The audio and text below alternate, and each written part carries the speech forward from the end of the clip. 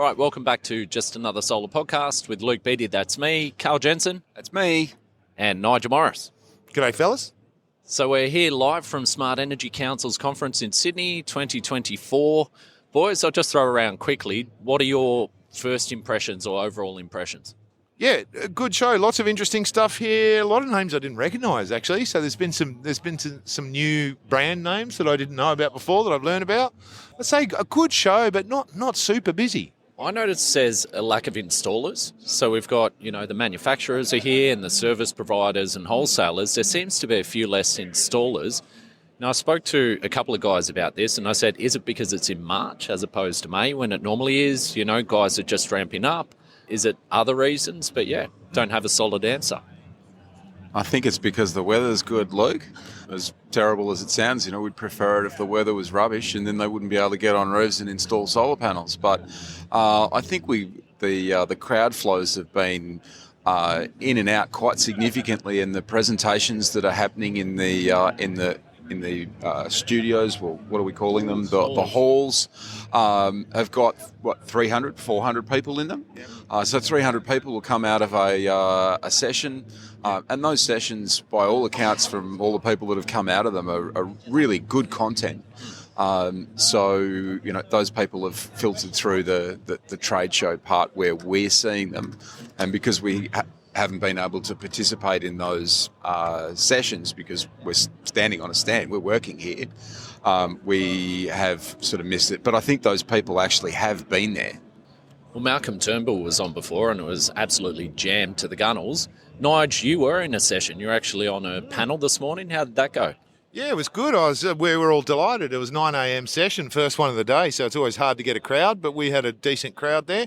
And a stellar panel of people talking about small business issues. In fact, the thing that really struck me about it was, everyone who's in business occasionally will go out looking for advice. They'll go try and find a mentor, a business coach, whatever. That was free. They had 6 amazing people up on that stage, all telling stories about how to grow business, what to watch out for, all those kind of stuff. So even if you didn't make it, it's worth hunting down, go through the agenda, look at who was on there. I was one of them, happy to help if I can. Just there was so much value about what you could do. And I've heard lots of good things about other sessions too, of course. Yeah. Well, I got to chair one yesterday, and that was 4 wholesalers all on the same stage. And it was a bit like this podcast format. We're just sitting there chewing the fat over different issues for wholesalers, and had a reasonable crowd there and really good interaction. We had Liam Ricketts, who was really useful, which is a great speaker. Yep. One guy who really shone was Ruben Bartho from Green Tech. Now, I haven't seen him present before, but really well spoken. Sarah from Raise Tech added some as well. So ours was more an informal type session. I saw you in there, Nigel. Even name dropped you, mate. Oh, I know, it was great, mate. Podcast got a couple of plugs. We all did well. Like and share. Well, there's been a few fans around too, mate. Oh, there sure has. I actually had a big shout out to the New Zealand crew. Apparently, we've got a bunch of listeners in New Zealand. I got bailed up on the escalators before by a young fella who said, "You guys are doing a great job. Please keep it up." Lots of us in New Zealand listen to every episode. And then here's one. I got bailed up yesterday downstairs by someone who is going to remain strictly anonymous. I'm not even going to reveal the gender of the person, not to give anything away. This person actually said, listen forever, listen to what you did in other podcasts, but now I'm listening to this show, and I work in the federal government. And we listen to every single episode. And the information that we provide is being listened to very, very carefully down there. So, I don't think it gets any better than someone from the federal government telling us that we're actually providing a service. I was going to say, so you could say that Karl is an advisor to federal government. Is that? I was thinking, Nigel, that Kathleen really doesn't count to fit that role. And then you said in the government, and it's like, it's not Kathleen. But it was nice to shout her out again. Always great to see her with a crazy hat and bubbling personality around the place. And it seems like she's been everywhere. But lots of familiar faces at the show. And I think we've, as an industry, we've put on a good show. That's true, mate. And did any products jump out to you, Karl, or solutions? I was too busy working, Luke. What about you, Nigel? Two stood out for me. One, great to see Tindo, Australia's only solar panel manufacturer here. Haven't seen them at a trade show like this before, and so, great to see them there representing. And the other one that stood out for me was SIG Energy, who seemed to be the bit of the buzz there, the latest super duper ex-Huawei people, from what I gather. I haven't had a chance to dig deep yet, but they were the two big ones. And then, of course, the rumour mill about someone who had a booth here.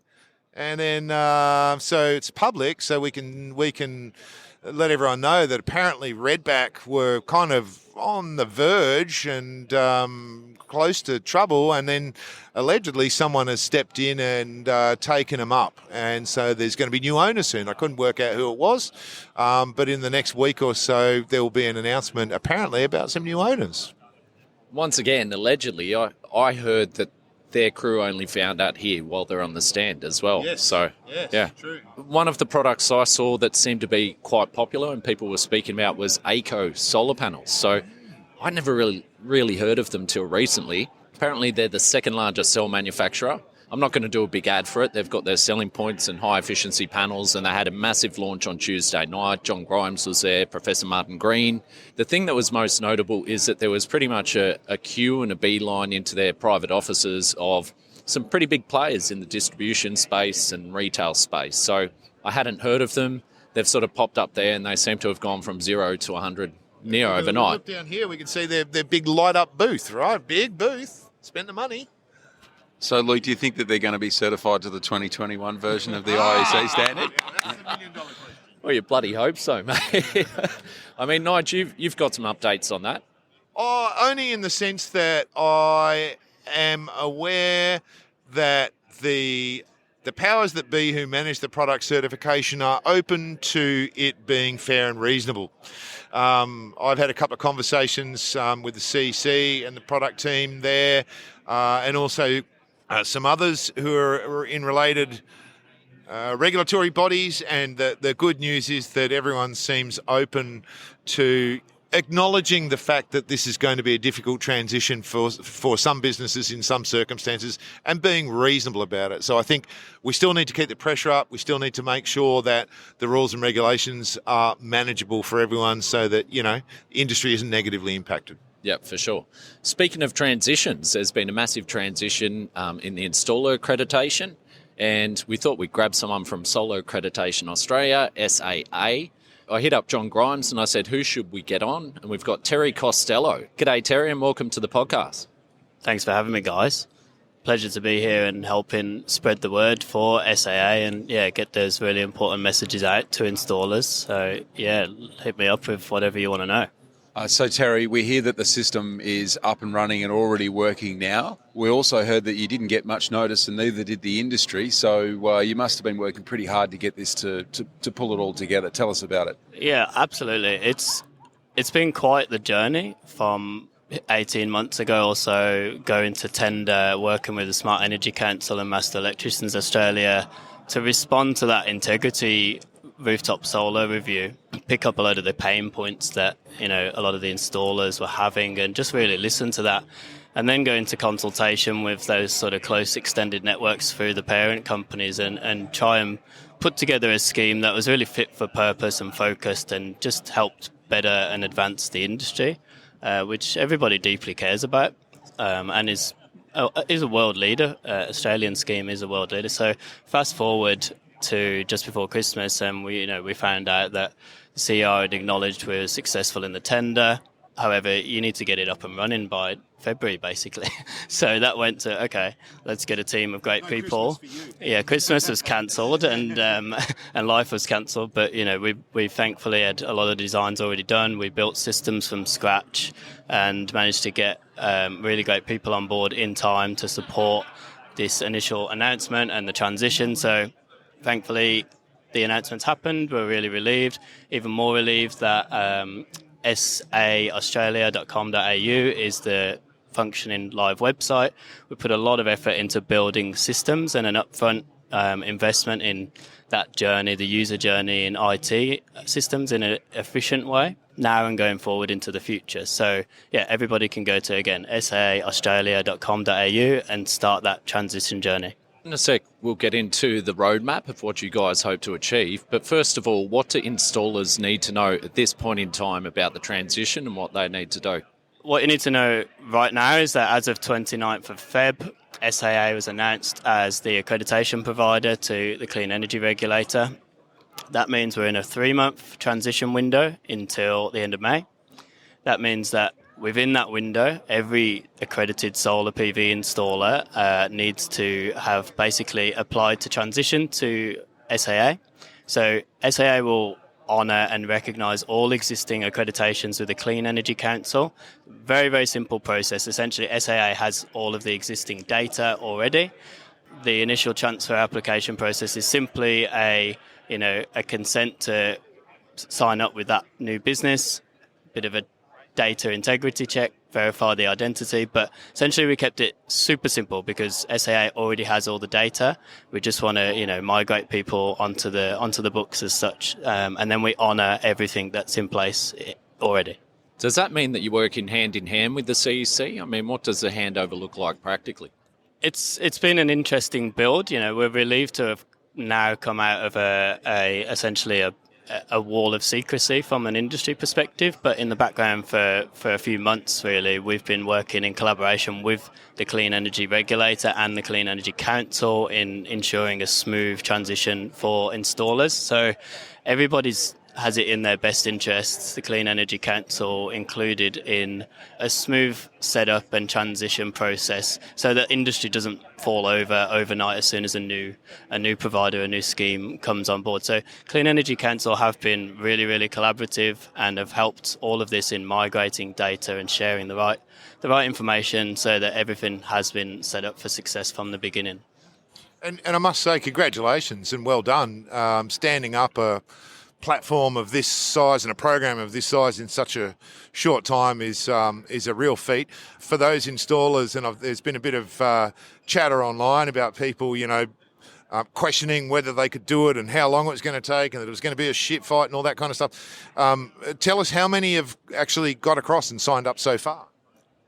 Yeah, it's a great question and something we're actually really proud of. I mean, we're literally watching the numbers clock up very excitedly as every hour goes past every day. But we've hit over 2,300 as of a few hours ago who've signed up and transitioned already. The team are processing those applications really quickly. We've got a 5 to 10 day business day promise on that. So, those emails will go out with a new reissued accreditation number, which will begin with an S for Solar Accreditation Australia, and that's where we're at in terms of numbers. So it's huge. It's over 25% of all installers have already signed up and been reaccredited. So did the first one get accreditation number 1? Or are they random generated numbers? I mean, can we put any street cred to the number that we've got on our licence? You're not the first person to have asked that. I did jokingly say we should auction off the first 10 or who's got 007. I did have a few jokes with our team internally the other day and said, I've just realised something, guys.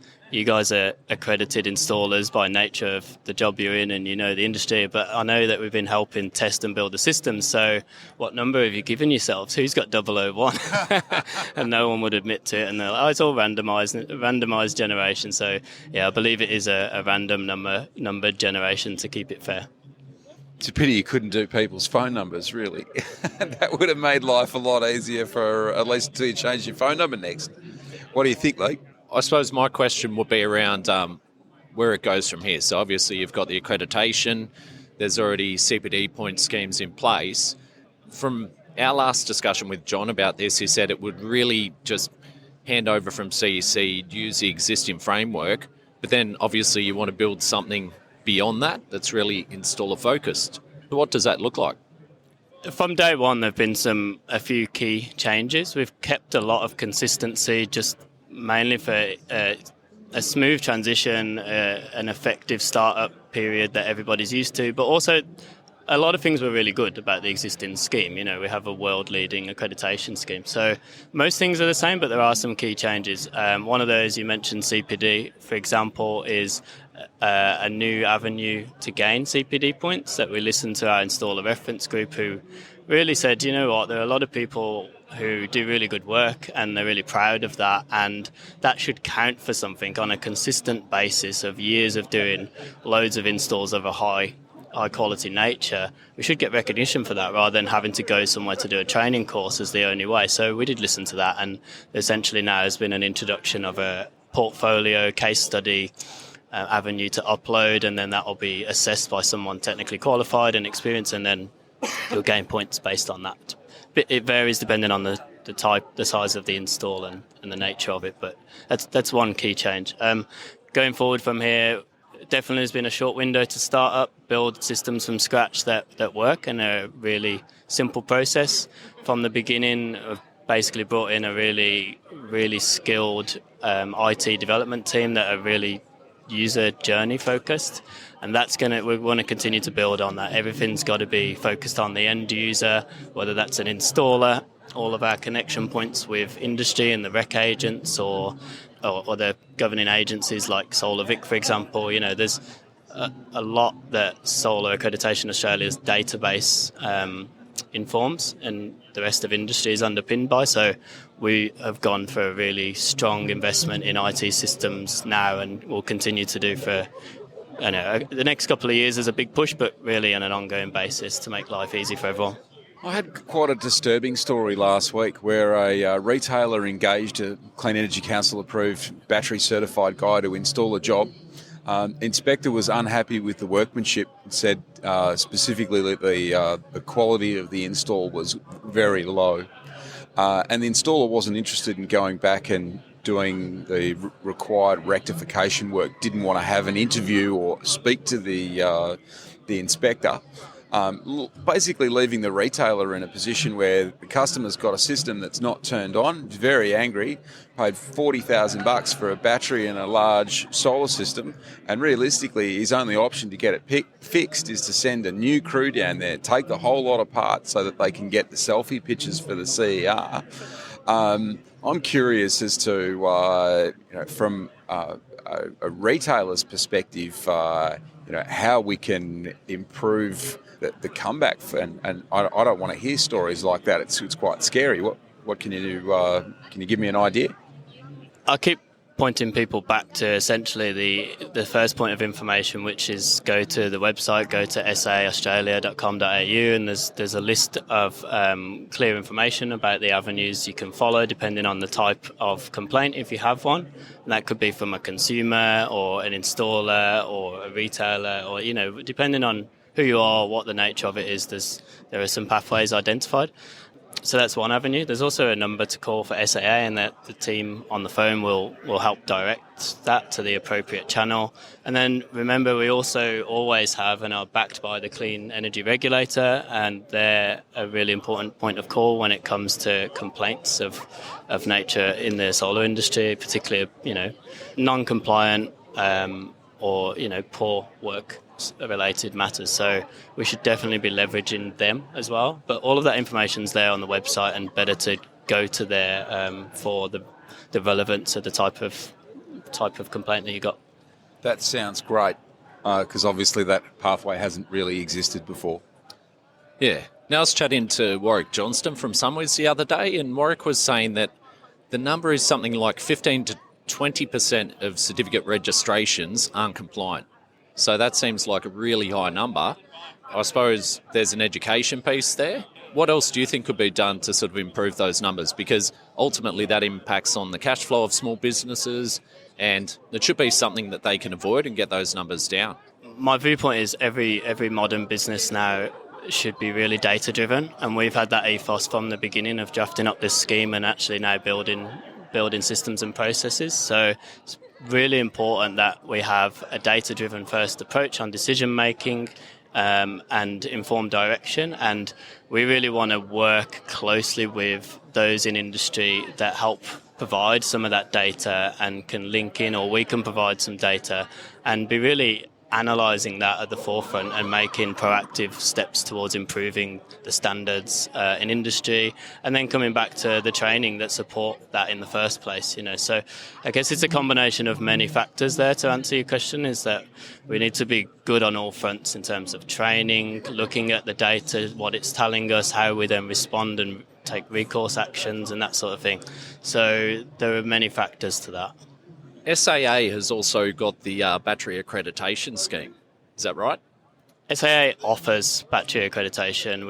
We've made sure that was there from the beginning, from day one. So essentially we'll recognise all battery accreditations that exist today through the CEC, and new applications can be filed straight away from day one.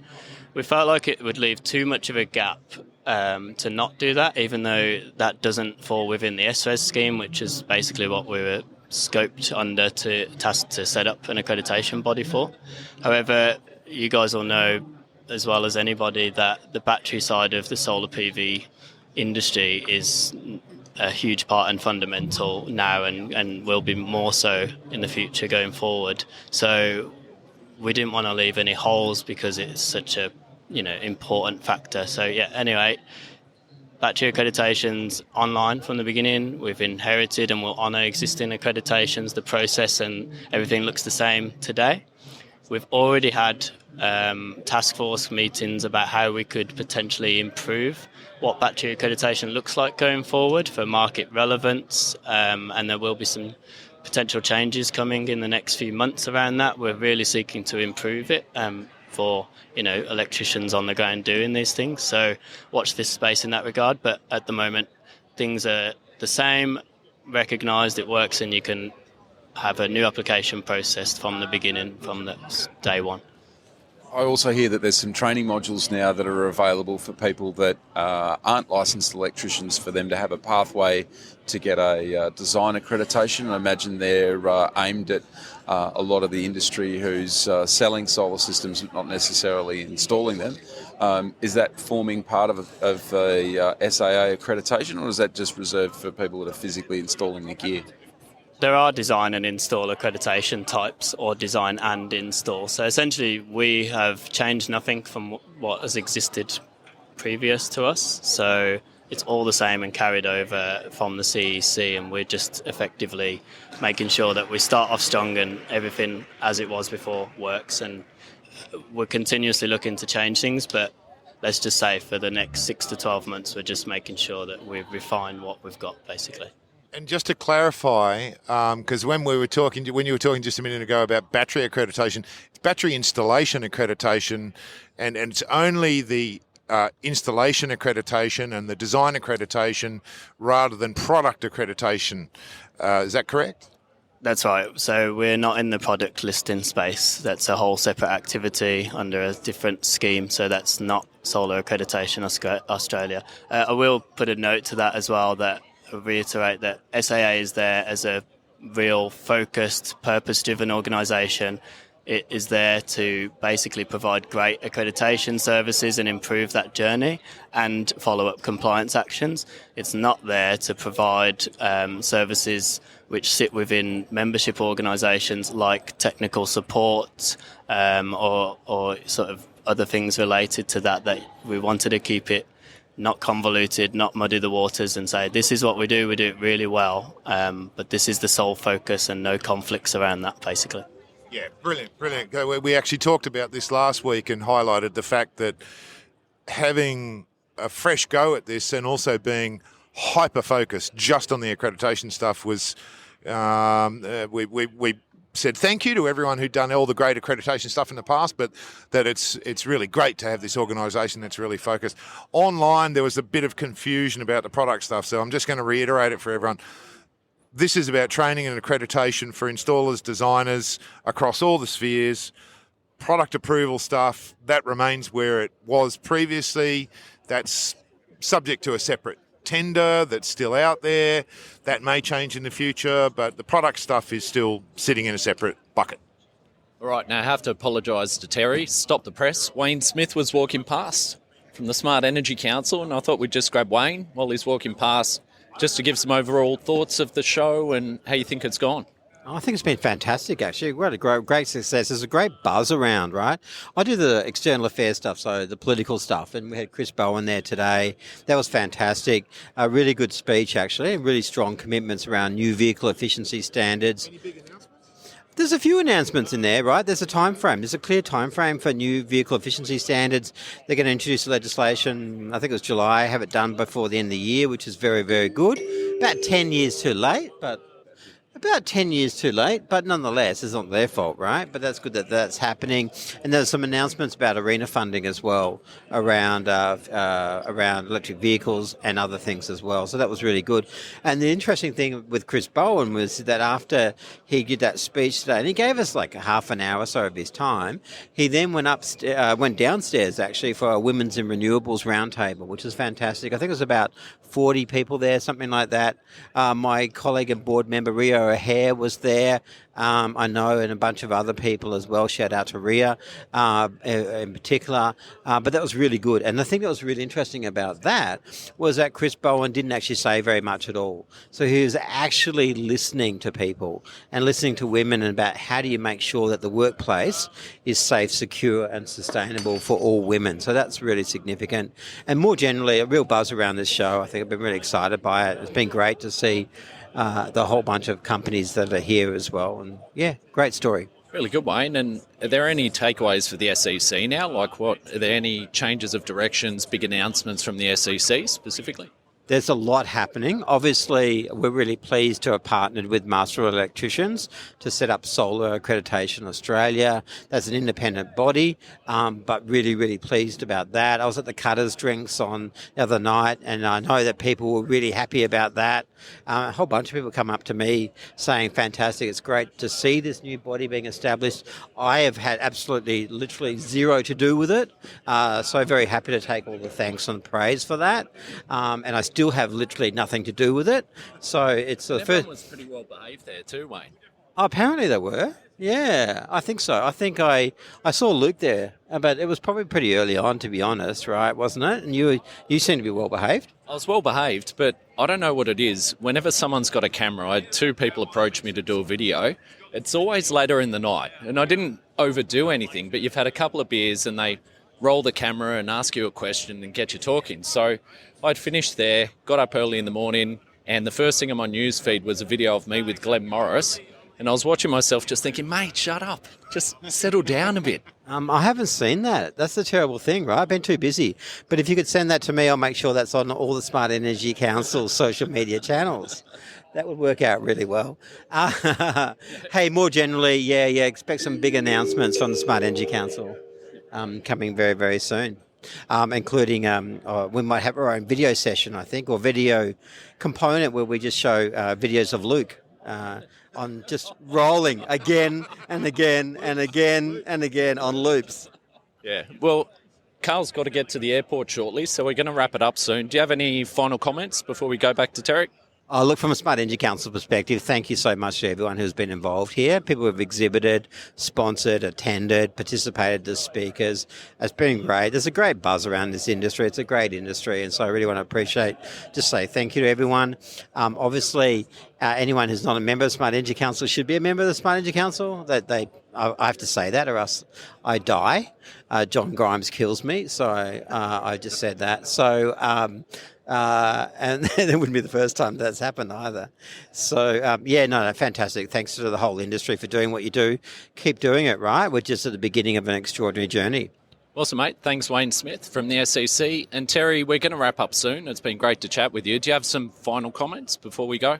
Yeah, and I'd just like to follow on from Wayne and just say that it's been a real pleasure actually working with Smart Energy Council and Master Electricians who've been amazing in, really putting everything in terms of resources behind creating this new scheme and the new business in Solar Accreditation Australia. It really has been a great journey of collaboration, mutual interest and some innovative development, which are really excited to get past this initial transition startup phase window, but really go beyond and push into new territory of what can we do that's really, really great for industry and for the installer's life and journey, basically. So, yeah, Again, keen to get everybody to go to saaustralia.com.au, start the journey if they haven't already.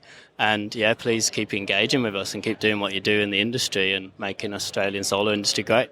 Brilliant. And I got actually one last bit of breaking news just for all our listeners, because our listener numbers are going up and up and up all the time. The show's popular. Lots of people telling us they're loving what we're doing. While you're listening, jump into Spotify.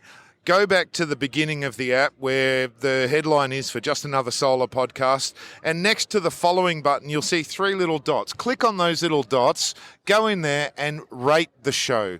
This makes a massive difference to our ability to reach out to people. Our follow numbers continue to grow. But while you're listening to the wrap up of the show, please rate us, click the 3 dots, go in there and give us a review. And thanks for listening. Karl, any final words? Thanks for listening, and as always, very lucky to attend these events. And every time I go to one, I'm really impressed with the standard of what our industry can bring for people to go and see. And also to have a peak industry body that's, top to bottom, engaged with the installers all the way up to the politicians, and is actually making a difference. So it's good to get behind the SEC, Smart Energy Council, if you can. As always, thanks for listening. Thanks for your feedback. And just like, subscribe, share. Nigel's giving you the guide, and we'll catch you next time. Thanks.